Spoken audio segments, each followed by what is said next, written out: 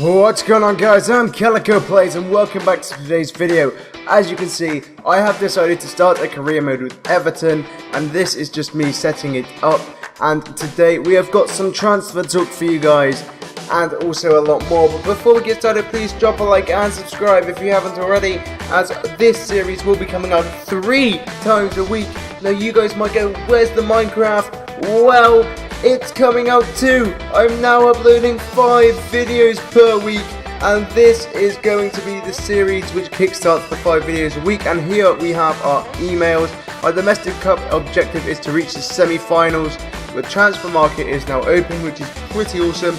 We need to look for a striker, so it's our assistant manager, which is okay because that's what I do go and do in this episode. And we also think that this is going to be very good because that's our scouts like introducing themselves. And then our league objective is to qualify for the Champions Cup. Unfortunately, that is going to be annoying, but as you can see here, the global transfer network now does scouts by 2 things: region and others, but we don't really need to know that because we go straight in and have a look at our squad. I'll make some squad changes as they are very important to technically trying to get me to understand how Everton play, but also how I should lay out my starting 11. Now I make some quick changes, moving Barkley to Cam and bringing in Aidan McGeady, keeping Morales on the left and keeping pretty much the rest of it the same. Now this is quite good for me because everyone's like, yeah, you want to try and change it up, but I quite liked that, so I left it and we continue.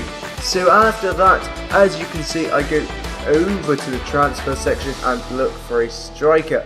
Now I look here and go, who do I start with? I start by typing in Kane, but then I go, no, I'm not going to type that in. I'm going to type in Berahino. And then this is quite funny because it spaces out, and then I did that by accident. Then I deleted what I had there eventually, because I didn't want to sign Berahino in the end. I didn't really want to look at him. I wanted to go and get Harry Kane.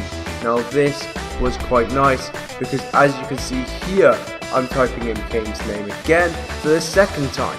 And this second time, which means I'm going to look and get a scout report on him. I do not inquire on him just yet because you never know, it could mess up proceedings if he's not good enough, etc. But I know that he's going to be good enough. There we go and get our league objective email for the Euro League. But we go in to have a look here. Our final scout report on Harry Kane is ready. We have a look, 78 rated, brilliant look for the player, and I look to hope to bring him in. Then we got a transfer offer for Seamus Coleman, and I up it to about 19 million. It was £27.5 million because it is Seamus Coleman. And next, our EuroLeague objective is to reach the quarter-finals, which is very nice indeed. Then we get another transfer offer, this time for Aidan McGeady. I go for a nice total of £13.5 million, but it's Aston Villa. They are scary and they will not accept it. Next up, we do get a reply from Sunderland, but then I go reject all offers to disallow future transfers. As you can see here, we are now progressing through what we have, and international management opportunities and Harry Kane. Spurs won £18.5 million. I lower it down to about 15, maybe less, yet for £13.5 million for Harry Kane. And this is quite controversial because they want that much, and I've lowered it by at least $5 million. And we've got another Aston Villa reply, and it's for 10 million. I up it to 11 just to try and get the most out of it. But no, the player I mostly want out of this is Harry Kane, and I hope to get him very soon. Now, as you can see, transfer offer for John Stones. I look at it and go, I go counter offer first actually, and I go to about 9 million. Now this is very crucial because this could mean if I sold him, I could go and get out another centre back. Now, as you can see, Harry Kane's transfer offer has been accepted. I'm now giving him £60,000 a week, 20% goal bonus, and also 5 years and a crucial player status. Now, this can mean quite controversial things as we go throughout the season if I do not play him. but it looks like we're going to play him. Now, as you can see, Leicester City reply and say that's too much for John Stones, but also Aston Villa reply for 10 million again. Now look, watch this. I up it to 10.5 million, and you'll see what they say to that in a moment. And guys, if you are liking this video, please drop a like and subscribe. Now, as you can see, look here, we have just gone and signed Harry Kane for £13.5 million, which is absolutely brilliant, absolutely fantastic. And I just drop him onto the subs bench for now, replacing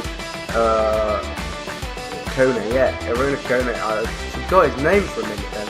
But as you can see, we're going to have two top-class strikers, one ex-Chelsea, one ex-Tottenham. So yes, it's going to be great fun playing with both of these players. And let's move on. As you can see, I saved the changes there, and we move on to another bit here. And so we're simulating through. It gets very, very boring simulating through.